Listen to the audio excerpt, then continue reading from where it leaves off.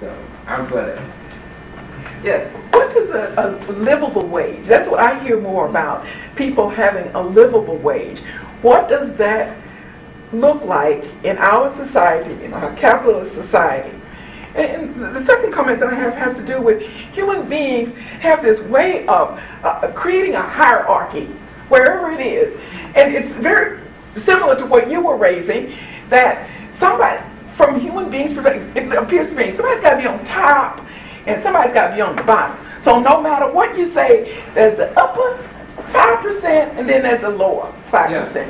Well, yeah, you're not going to get rid of. And somebody's going to be poor in any. And you've challenged me to think about this eliminating poverty, because I keep thinking there's going to be 5% at the bottom. Well, yeah, we may have to live with that. Okay, but my favorite analogy for dealing with that is Highland Park. Okay, and the reason I get to think about Highland Park is I have to pass through it to get to my office. Okay, I'm not wealthy enough to live there; they just barely let me bicycle to it. But anyway, in Highland Park, there are huge inequalities, right? There are some people in Highland Park who, live in mansions that, may cost $8, $9, $10 million or more. And then there's some other people in Highland Park who live in these little bitty $400,000 shacks. Okay? Now, relatively speaking, if I'm living in a little $400,000 shack standing in my front yard looking at my neighbor over yonder hill, I might feel poor.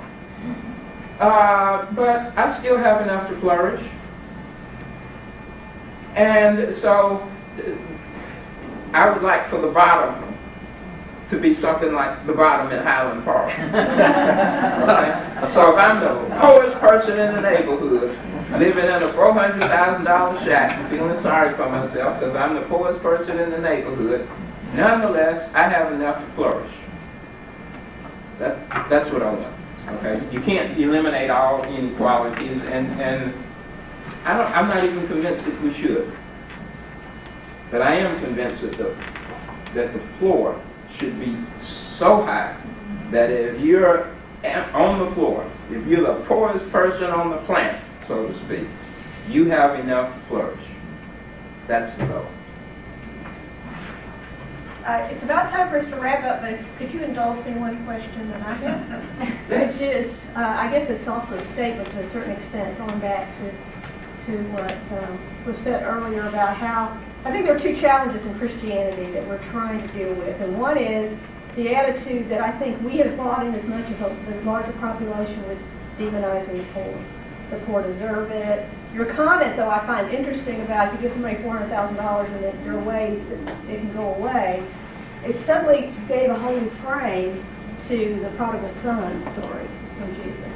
That maybe that story really is about the fact that we worry way too much about what people are going to do with their money, and we tend to demonize too much the poor. The other part of that, though, that is a big challenge to me is, and I wonder about your response, because I'm sure much of what you said is a good response to this, but I hear over and over and over again Christians telling me government has no role in dealing with poverty. It's out of the goodness of our hearts as Christians that we serve the poor. And so what would be your response to the fact that we have huge numbers of our fellow brothers and sisters of Christianity who think government is not the answer? Well, the second question first. As Martin Luther King Jr. argued, we are the government. And government has an essential role in this struggle.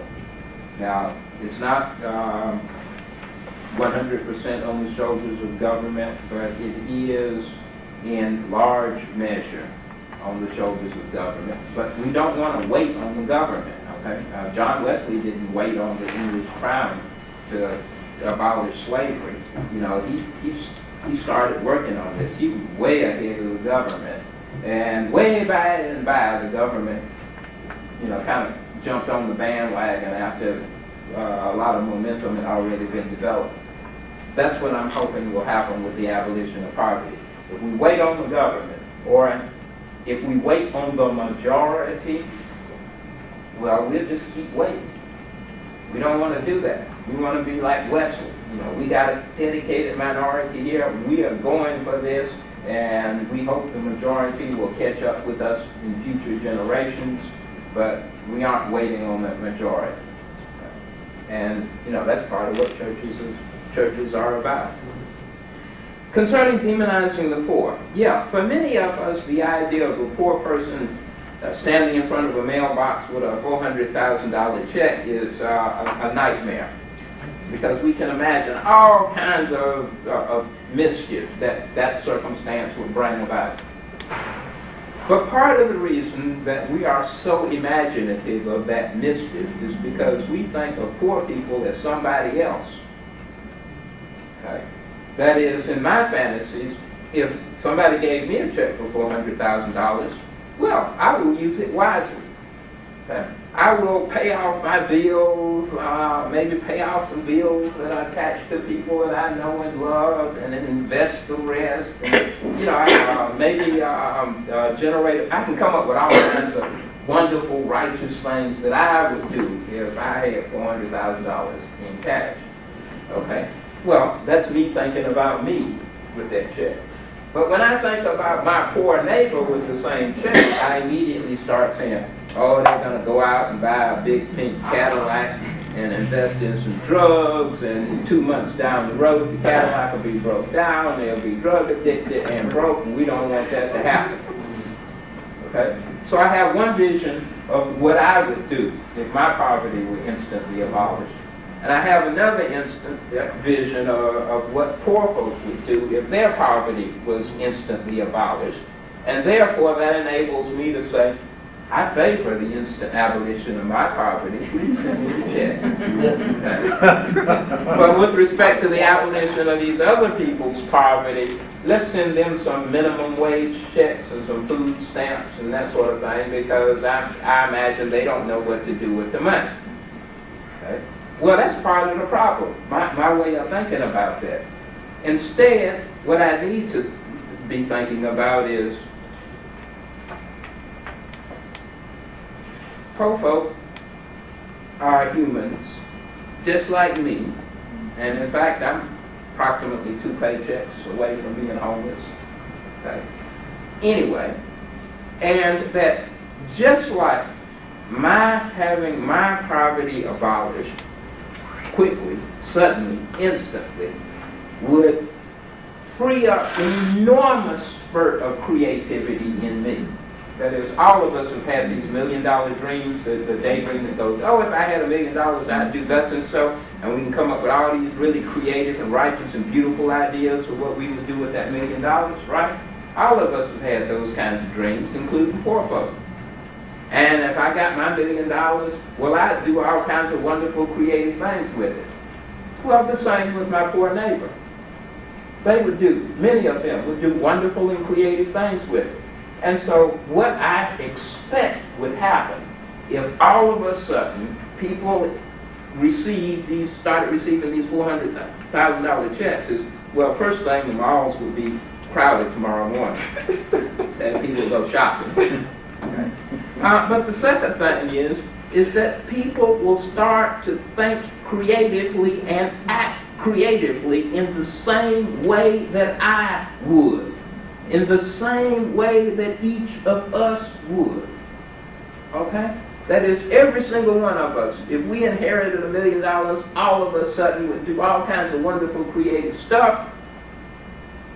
The same applies to other people. And so the result would be a huge spurt in creativity. Okay? And that will outweigh